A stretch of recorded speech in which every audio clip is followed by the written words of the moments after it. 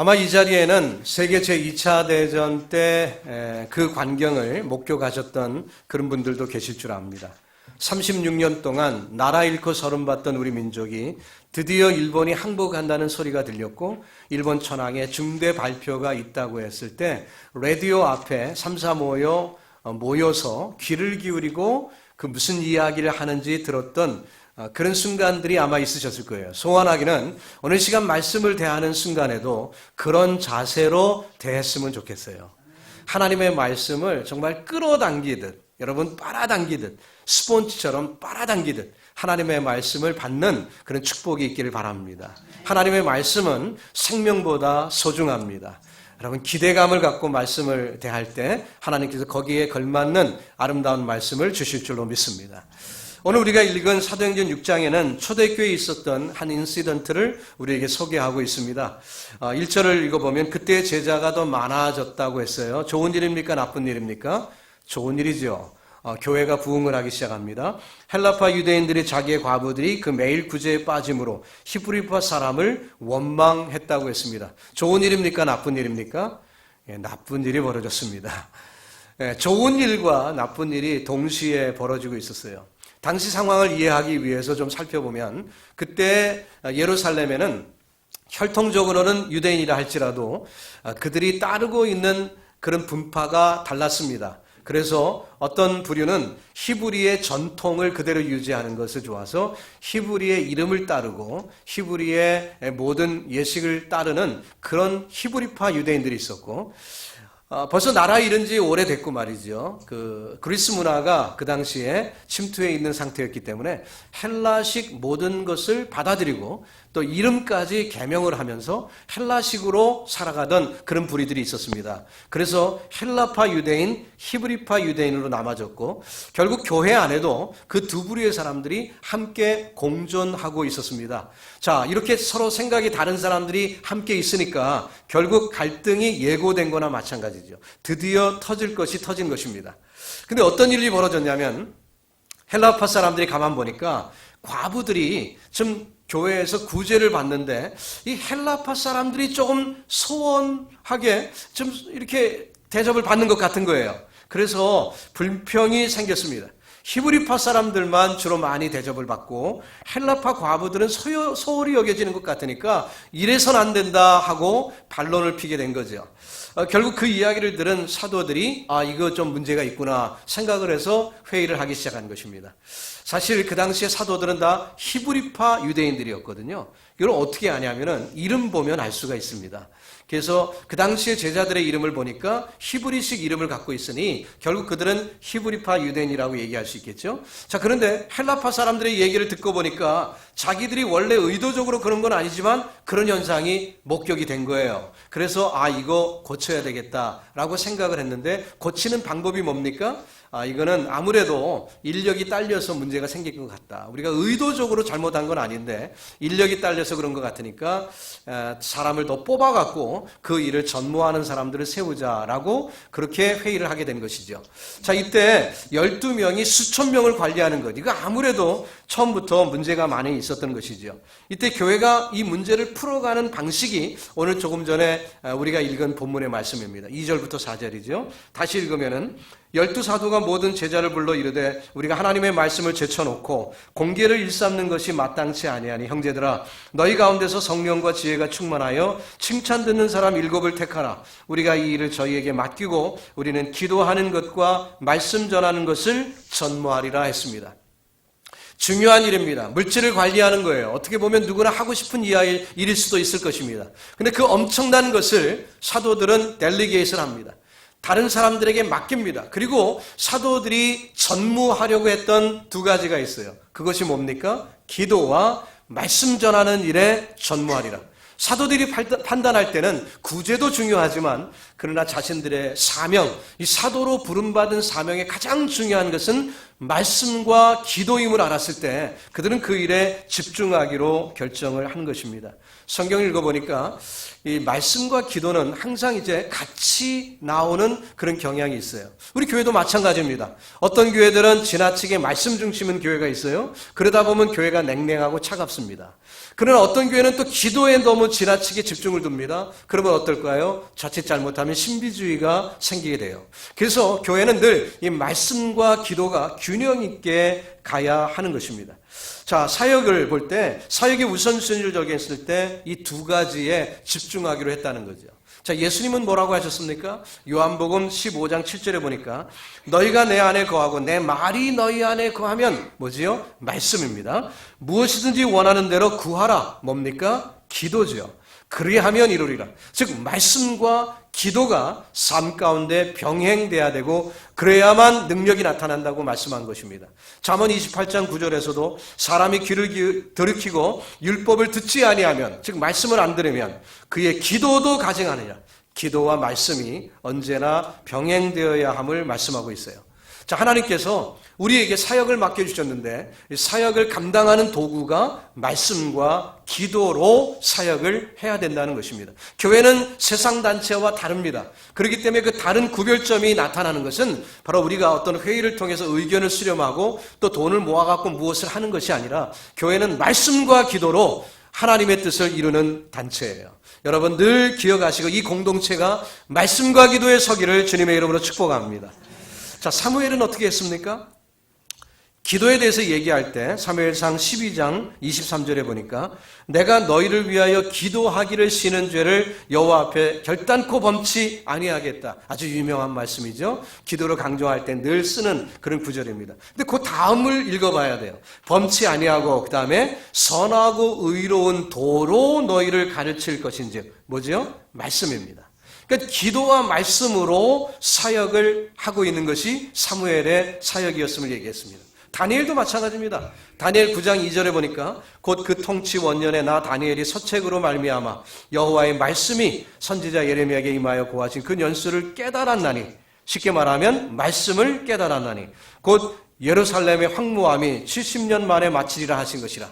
하나님의 말씀을 깨달았습니다. 그리고 나서 다니엘이 무엇을 합니까? 3절입니다. 내가 금식하며 베옷을 입고 죄를 무릅쓰고 주 하나님께 기도하며 간구하였다고 했습니다.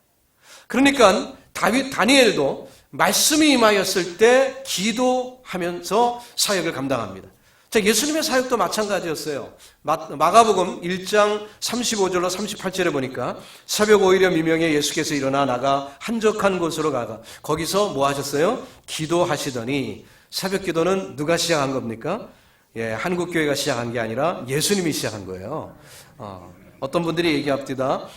뭐 농경사회의 문화가 아니냐, 새벽 기도는. 그때나 했지 요즘같이 도시문화에 무슨 새벽 기도냐, 뭐 이렇게 폄하하는 분들이 있는데 새벽 기도는 한국 사람들이 시작한 게 아니라 보십시오, 성경에 예수님이 시작한 거예요. 여러분 새벽 기도를 소중하게 여기시기 바랍니다. 아멘. 예, 감사합니다. 못 나오시는 분들은 카톡으로 함께 하시고요. 36절 시몬과 및 그와 함께 있는 자들이 예수의 뒤를 따라가 만나서 가로되 모든 사람이 주를 찾나이다. 이르시되 우리가 다른 가까운 마을로 가서 거기서도 뭐예요? 전도하리니. 앞부분은 뭐예요? 기도. 뒷부분은 말씀. 내가 이를 위하여 왔노라. 그렇게 주님이 말씀합니다. 예수님같이 능력 많으신 분이 뭐 그렇게 기도할 필요가 있나? 근데 주님은 그렇게 말씀하지 않습니다. 기도의 소중을 얘기하시고요. 또 말씀 사역에 기도가 꼭 필요함을 이렇게 소개하고 있습니다. 자, 예수님의 말씀 사역에도 이 기도와 말씀이 늘 동행했다는 것을 우리가 볼 때 우리에게도 또 우리의 사역에, 교회에도 언제나 이 말씀과 기도가 균형을 이루어야 되는데 하나님께서는 이렇게 순종하는 자들에게 엄청난 축복을 허락해 주십니다. 저와 여러분의 삶 속에서도 그 축복을 누리시기를 예수님의 이름으로 축원합니다. 그러면 어떤 축복을 하나님이 주실까요? 말씀과 기도에 집중할 때 어떤 은혜를 주시는지 우리 한번 생각해 보겠습니다. 첫 번째는 우리 한번 따라해 볼까요? 지혜의 원천을 주신다. 세상 지혜로 우리가 사는 것이 아니라 말씀과 기도로 살아갈 때 하나님이 주시는 지혜를 우리가 받게 된다는 것입니다. 오늘날 우리의 문제는 하나님이 주시는 지혜로 문제를 풀어나가기보다 세상 지혜를 의지하려고 하는데 문제가 있어요. 심지어는 교회도 말이지요. 그때부터 교회는 교회가 아닌 것입니다. 하나님의 교회라고 아무리 교회라는 이름을 간판에 붙였다 할지라도 세상 지혜와 세상 법을 의지하고 나아가는 교회는 더 이상 교회가 아니에요. 하나님의 지혜를 의지하는 교회가 참 교회입니다. 말씀과 기도 속에 하나님이 지혜를 주시는 줄로 믿습니다. 고린도전서 3장 18절에 보니까 아무도 자기를 속이지 말라. 너희 중에 누구든지 이 세상에서 지혜 있는 줄로 생각하거든 미련한 자가 되어라. 그리하여야 지혜로운 자가 되리라고 말씀했습니다. 역설이지만 진리입니다. 이 말씀을 누가 얘기했죠? 사도 바울이 얘기했습니다. 바울은 당대 학문을 다 익힌 사람입니다. 마스터한 사람이에요. 그렇지만 그가 얘기하기를 하나님 앞에서 오히려 세상적으로 미련한 것이 낫다는 거죠. 차라리 미련한 게 낫다는 것입니다. 바울이 어떤 경험을 합니까? 아테네에 가서 복음을 전할 때 철학에 능한 그였기 때문에 철학적으로 말씀을 풀어주려고 했어요. 근데 제대로 된 효과를 못 봤습니다. 결국 바울이 깨달은 건 뭐예요? 차라리 미련한 게 낫다. 그걸 깨달아서 고린도 성도들에게 지금 이렇게 이야기하고 있는 것이죠. 사실 과거 역사 가운데 보면 이런 표현이 있습니다. 철학은 신학의 시녀라는 그런 표현이 있어요. 그럼 무슨 얘기입니까? 철학이 아무리 발달해봤자 신학을 쫓아올 수 없다. 그런 표현입니다. 그래서 하나님을 연구하는 것, 하나님에 대해 아는 것은 심오한 진리가 있어요. 얼마나 좋은지 모릅니다. 여러분, 이제 2주 전부터 우리 교회 청년 공동체가 시작이 됐습니다. 그래서 성경 공부가 시작이 됐는데 얼마나 재밌는지 몰라요. 저도 너무 재밌습니다. 왜냐하면 청년들은 머리가 팍팍팍 돌아가거든요. 우리 어른들 죄송합니다. 근데 기계를 오래 썼으니까 어떻게 되겠어요? 할 수 없죠. 기름을 좀 치셔야 될 것 같아요. 자, 그런데 이 청년들은 아직 그냥 이 기계가 얼마 안 됐으니까 머리가 팍팍팍 돌아가요. 그래갖고 제가 성경 공부 이렇게 인도할 때 깊은 얘기를 해도 어때요? 이해를 합니다. 준이 어때요? 이해하지요, 그죠? 경은인지만 알았어요. 근데 실제로 이름이 준이. 어쨌든 그래서 경은이는 엄마만 경은이라고 부른다고 그렇게 제가 집안의 내력을 내가 알게 됐는데요. 사실은 우리가 청년들이 말씀을 나눌 때 그 말씀 속에서 깊이 묵상하고 캐내면은 진주와 보화를 캐낼 수가 있어요. 그래서 제가 요즘 이제 청년들하고 하는 시도가 뭐냐면은 How to read the Bible. 성경을 어떻게 읽을까? 그거를 지금 공부하고 있어요. 그래서 본문 패시지를 하나 정해놓고 단어 하나하나 깊숙하게 나누면서 읽어 들어갑니다. 그러면요, 까만 글씨만 보는 게 아니라 흰 글씨들이 막 보이기 시작해요. 깊이가 막 들어갑니다. 시간 가는 줄은 몰라요. 90분을 제가 말씀을 나누는데 금방 끝나버려요. 윌리엄, 그지? 금방 끝나죠. 아쉽습니다. 아쉽죠. 90분이 금방 지나갑니다. 설교를 제가 90분 해봐요. 그러면 다들 주무실 텐데. 성경 공부는요, 너무너무 재밌어요. 차라리 하나님 앞에 지혜를 찾아야지 세상 지혜 찾는 것은 미련한 것입니다. 바울의 깨달음이에요. 그래서 19절에 말하기를 이 세상 지혜는 하나님께 미련한 것이다 라고 얘기하고 있습니다. 성도는 말씀에 능통해야 할 줄로 믿습니다. 말씀에서 지혜를 찾아야 돼요. 성도가 말씀 보지 않고 기도하지 않으면 세상과 다를 바가 없는 것입니다. 그래서 우리는 우리의 특화, 교회로서의 특징, 세상과 다른 구별점, 말씀과 기도로 보여줘야 되는 거예요. 우리가 다른 모습을 거기서 나타내야 되는 것입니다. 우리가 말씀, 기도를 집중할 때 세상이 더 이상 우리를 폄하할 수가 없습니다. 왜? 우리가 교회적인 특징이 드러나거든요. 그러니까 우리를 폄하할 수가 없는 거예요. 자신들이 정말 아무리 따라오려고 해도 우리만큼 기도할 수 없고 우리만큼 말씀을 할 수 없다면 두 손 들 수밖에 없는 건 아니겠습니까? 그래서 우리가 세상적인 어떤 모습을 보이려고 하기보다는 교회는 말씀과 기도 속에 지혜가 충만하기를 예수님의 이름으로 축복합니다. 두 번째로 보니까 결실을 가져오는 통로가 됩니다. 하나님이 말씀과 기도를 통해 복음의 결실을 우리에게 주시는데 그것의 통로가 바로 말씀과 기도라는 거죠. 어떻게 무식했던 베드로가 대사도가 될 수 있었을까? 비결은 바로 이것입니다. 말씀과 기도예요.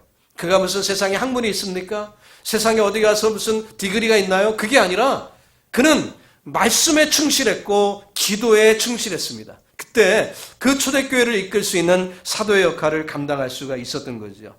예루살렘 성도들이 베드로를 위하여 기도합니다. 그 베드로의 그 설교를 통하여 수천 명이 한꺼번에 주님 앞에 돌아오는 역사가 일어났고요. 안디옥 교회, 골로새 교회, 에베소 교회, 고린도 교회가 바울을 위하여 기도할 때 바울은 또 복음의 나팔로 말씀을 증거하게 된 것입니다. 여러분, 오늘날 목회자를 위해서 기도해 주시기 바랍니다.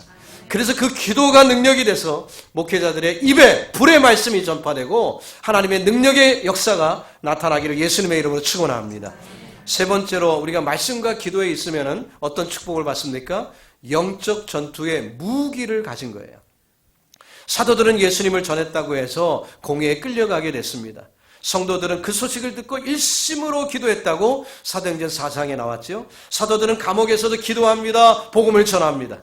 자, 사단을 대적하기 위해서, 사단을 이기기 위해서 우리는 말씀과 기도로 무장해야 되는 것입니다. 에베소 6장에 보니까 전신갑주를 입으라고 그랬어요. 영적인 무장을 해야 된다고 얘기했습니다. 구체적으로 읽어드리면 13절 이하에 그러므로 하나님의 전신갑주를 취하라. 이는 악한 날에 너희가 능히 대적하고 모든 일을 행하는 후에 서기 위함이라. 그런즉 서서 진리로 허리띠를 띠고 의의 흉배를 붙이고 평안의 복음에 예비한 신을 신고 모든 것 위에 믿음의 방패를 가지고 이로써 능히 악한 자의 모든 화전을 소멸하고 구원의 투구와 성령의 검 곧 하나님의 말씀을 가지라. 모든 기도와 간구로 하되 무시로 성령 안에서 기도하고 이를 위하여 깨어 구하기를 항상 힘쓰며 여러 성도를 위하여 구하라고 말씀했습니다. 16절까지의 말씀을 보니까 다 방어용 무기예요. 허리띠를 맵니다. 흉배를 붙입니다. 신발을 신고 방패를 들어요. 투구를 씁니다. 다 뭐예요? 방어용 무기예요. 디펜스를 위한 것입니다. 화살이 날라오면 막아내고 치려고 하면 머리에 딱 쳐도 이 투구를 쓰고 있으니까 안 다치고 뭐 이렇게 우리를 보호해 주는 거예요. 달려야 되는데 허리띠를 맸으니까 민첩하게 움직이고 자 그런 것인데 공격용 무기는 그 다음에 나옵니다. 두 개예요. 뭐죠? 말씀과 기도. 성령의 검, 곧 말씀과 기도. 깨어 구하여 기도하라고 했어요. 그러니까 이 말씀과 기도가 공격용 무기예요. 사탄을 어떻게 이깁니까? 말씀과 기도로 이기는 거예요.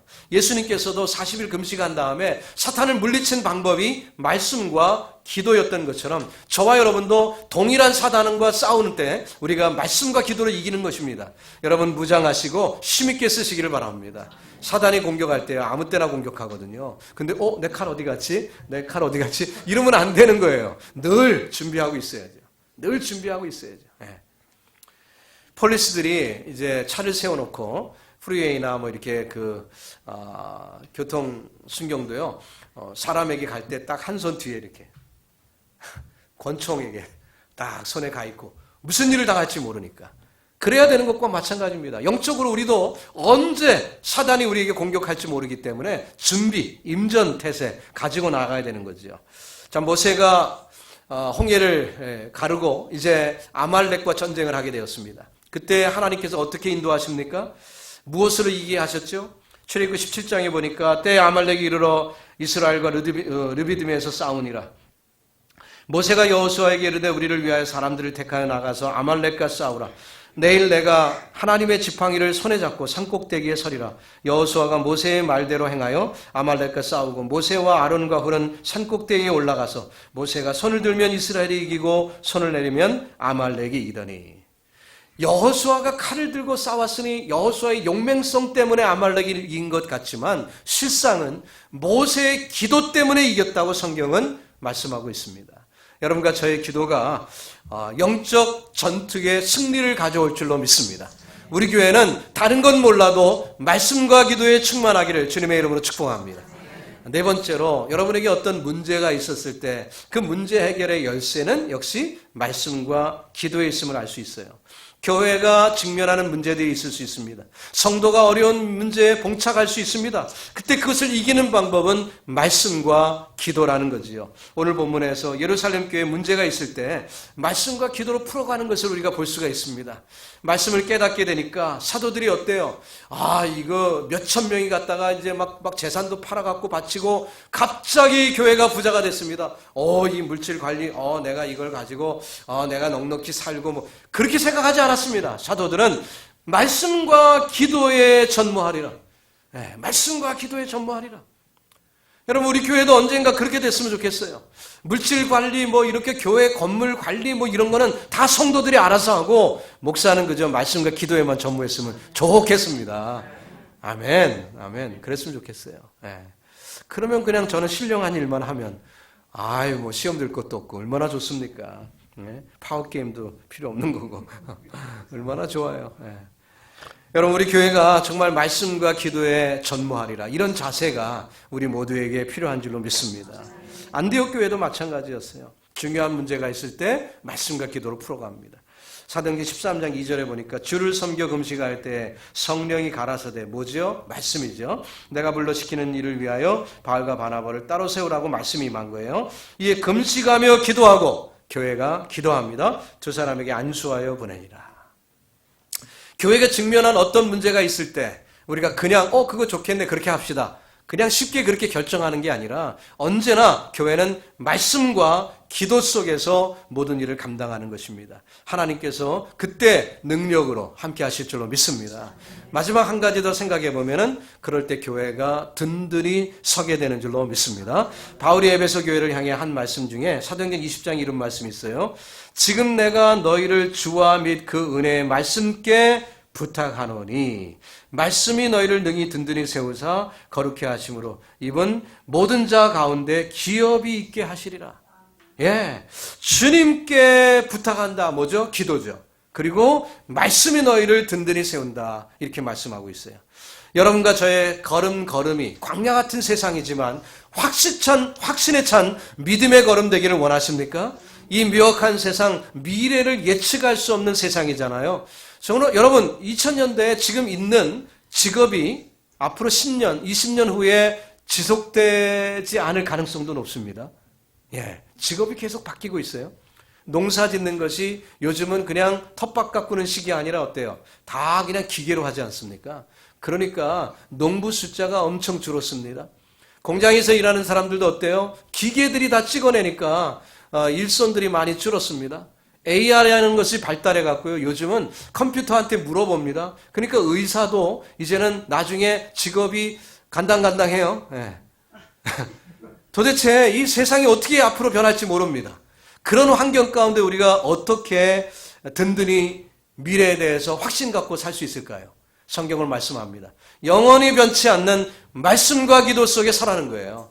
여러분과 제가 세상이 변화무쌍한 세상 의지하지 마시고 하나님의 말씀에 기초하시기를 예수님의 이름으로 축복합니다.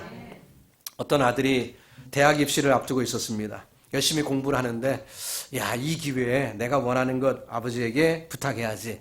그래갖고 얘기합니다. 아빠, 이번에 내가 원하는 그 대학에 입학하면 차 하나 사주세요. 부탁을 했습니다. 그랬더니 그 아빠, 그럼 너 차 필요하지 이제는. 그래 꼭 사주마. 약속을 했습니다. 시험 공부를 열심히 해서 이 아이가 이제 원하던 그 대학에 입학을 하게 됐습니다. 그래서 이제 기숙사로 가는데 차 사달라고 하는 이 아이에게 아빠는 성경책 하나 선물 주면서 성경책 빌립보서 4장 19절을 읽어봐라. 이렇게 하면서 책을 선물로 줬어요. 애가 입이 이만큼 나왔습니다. 기숙사에 올라가서 아빠가 사준 성경책은 그냥 팽개쳐 놓고 공부는 해야 되니까 열심히 공부하다가 4년 이제 무사히 졸업을 하게 됐어요. 졸업을 하고 돌아왔습니다. 그런데 여전히 화가 안 풀렸어요. 아빠 약속 안 지켰죠. 뭘? 아니 차 사준다면서 왜 차 안 사줬습니까? 뻔뻔하게 얘기하는 그 아빠한테서 이렇게 컴플레인 하니까 너 성경 안 읽었구나. 성경 갖고 와봐. 먼지에 뽀얗게 쌓여있는 그 성경을 갖고 옵니다. 빌립보서 4장 19절 읽어보라 그랬잖아. 성경을 쫙 펴니까 체크 한 장이 꽂혀 있는 거예요. 차를 사기에 충분한 돈이 적혀있는 체크가 꽂혀 있습니다. 깜짝 놀랐죠. 빌립보서 4장 19절 읽어봐. 네, 아주 기가 팍 죽은 아들이 읽습니다. 나의 하나님이 그리스도 예수 안에서 영광 가운데 그 풍성한 대로 너희 모든 쓸 것을 채우시리라. 아멘. 이 말씀과 함께 체크를 꽂아놓은 거예요. 근데 그것을 이해하지 못했던 아들은 성경은 읽을 생각도 안 하니까 차도 4년 동안 못 타고 다녔던 거죠. 참 얼마나 어리석습니까? 아마 이 비유는 뉴욕 환경의 비유는 아닌 것 같아요. 왜냐하면 뉴욕에서는 차를 사면은 그 즉시 인슈런스 들어야만 차를 빼올 수 있잖아요. 근데 제가 살던 서부는 안 그렇습니다. 캘리포니아는 그냥 딜러 가서 차 사면은 그냥 갖고 올 수 있어요. DMB 거는 나중에 하게 되어 있습니다. 할 수 있습니다. 그래서 한 달 안에 인슈런스 들면 돼요. 한 달 동안은 그 딜러에서 커버를 해줍니다. 인슈런스를. 그렇기 때문에 차를 쉽게 사고 팔 수 있어요. 1시간이면 충분합니다. 여기 뉴욕에 오니까 차 사는데 하루 걸리더라고요. 얼마나 불편한지. 근데 서부법이 훨씬 좋습니다. 그냥 가서 내가 원하는 차 계약만 하면 그냥 차 뽑아갖고 키 주고 그냥 운전해갖고 나오면 돼요. 그러면 임시 스티커 딱 붙여갖고 그냥 나옵니다. 그러면 한 달 안에만 그 인슈런스 들고 하면은 플레이트 날라오고요. 그러면 거기에 따라서 자기가 돈 내고 그렇게 하면 되는 거예요. 얼마나 편한지. 뉴욕은 영 불편해요. 한 가지 샘플로 예를 들었습니다만은. 그래서 이 아이가 정말 아버지가 이미 체크를 써줬는데도 불구하고, 그런데도 불구하고 활용을 못했어요. 하나님이 저와 여러분에게 어마어마한 보화 가운데 예비하신 것이 있습니다. 그것을 쓰는 방법이 뭐예요? 기도와 말씀으로. 기도와 말씀으로. 여러분 삶 가운데 풍성한 은혜 누릴 수 있기를 예수님의 이름으로 축복합니다. 이 말씀을 정리하지요. 교회가 기도할 때, 성도가 하나님의 말씀에 순복할 때 놀라운 역사를 경험하게 될 줄로 믿습니다. 하나님이 지혜를 주십니다. 삶의 결실을 허락하십니다. 영적 전투에 승리케 하십니다. 문제를 풀어주시고 우리의 걸음을 든든히 해 주십니다. 시험이 오지요. 아이고 까짓 건 뭐 내가 요것만 내가 잘 이기면 되는데 하고 그럴 수가 있을 것 아니겠어요. 그렇지만 기도하면 하나님의 말씀을 통해 지혜를 주세요. 제가 2년 전에 어려움이 있었지만 그때도 그냥 쉽게 사표 쓸 수 있었던 이유는 뭐 후배들이 그러더라고요. 아니 목사님 어떻게 이렇게 빨리 그냥 사표를 씩 던질 수 있냐고 그런 얘기를 하는데 기도하니까 답이 딱 나오던데요. 뭐 오래도 안 걸리고 한 일주일 만에 답이 나오던데요. 뻔합디다. 하나님이 지혜 주시고 그러면 일단 하나님의 영광을 가리지 않으려면 빨리 사표 쓰는 게 최선이다. 그래야 사탄, 그 악한 사탄들이 계속 이거를 도구로 해갖고 교회를 그냥 다 폄하시키고 교회가 영광을 가리고 하는 일들이 벌어지는데 내가 하루 속히라도 빨리 사표 내는 것이 그것이 비결이라는 걸 지혜를 딱 주시더라고요. 그러니까 금방 사표 낸 거고 결과가 어떻습니까? 하나님 영광 가리지 않았잖아요. 결과가. 여러분들이 다 아시죠? 결국은 우리가 기도하고 말씀 속에 서면은 손해보는 것 같지만 그렇지 않습니다. 하나님이 은혜 주시고 충만한 쪽으로 채워 주실 줄로 믿습니다. 이번 주에 제가 이제 한국의 뉴스를 이렇게 보면서 어떤 한국의 유명한 목사님 이제 화면에 이렇게 나온 것을 보고 스토리를 봤는데요. 마음이 안 좋더라고요. 마음이 안 좋아. 이분이 하나님 앞에 제대로 기도하셨으면 응답을 받을 텐데, 응답을 받을 텐데 너무 마음이 안 좋더라고요. 제 경험을 저야 조그마한 교회 하는 목사지만 비교해 보니까 그 기도하면 금방 답이 나오더라고요. 순종하면 돼요. 손해 보는 것 같고 많은 것을 잃는 것 같지만 그렇지 않습니다. 교회는 하나님이 이끄시는 거예요. 사람이 이끄는 게 아니라 하나님의 교회이기 때문에 하나님이 이끌고 가십니다. 근데 뭐 이렇게 염려할 게 많아요. 그냥 맡겨버리면 되는 거지. 그런데 우리가 그렇게 못해요. 참 답답하죠. 하나님 영광 가리고 어려움도 많이 있는 거죠. 제가 죄송한 얘기입니다만 저 자신을 이렇게 비교했더니 저는 너무 행복한 거예요. 너무 행복한 거예요. 고민도 없지요. 우리 교인들 누가 속색입니까, 제발? 한 분도 없어요, 한 분도. 눈시크 찾아도 한 분도 제 속을 새기질 않아요. 얼마나 감사한지. 아니, 이런 목회를 왜 안 하는지 난 이해를 할 수가 없어요. 얼마나 감사한지. 이제 내일 또 우리 서부 여행을 하는데 함께 하나님이 지으신 세계를 바라보면서 찬양하면서 제가 이제 준비물을 쓸 때 참 아름다워라 주님의 세계는 그 가사를 제가 다 타입해갖고 말이죠. 준비물을 만드는데 와 너무 기쁜 거예요. 너무 기쁜 거예요. 성도들과 함께 여행하면서 사랑을 나누고 교제할 생각을 하는 못 오시는 분들 샘나라고 지금 내년에는 또 같이 갑시다. 얼마나 좋은지 몰라요. 여러분 말씀과 기도 속에 해답이 있어요. 다른 것에 있는 게 아니라 믿음으로 승리하기를 주님의 이름으로 축복합니다.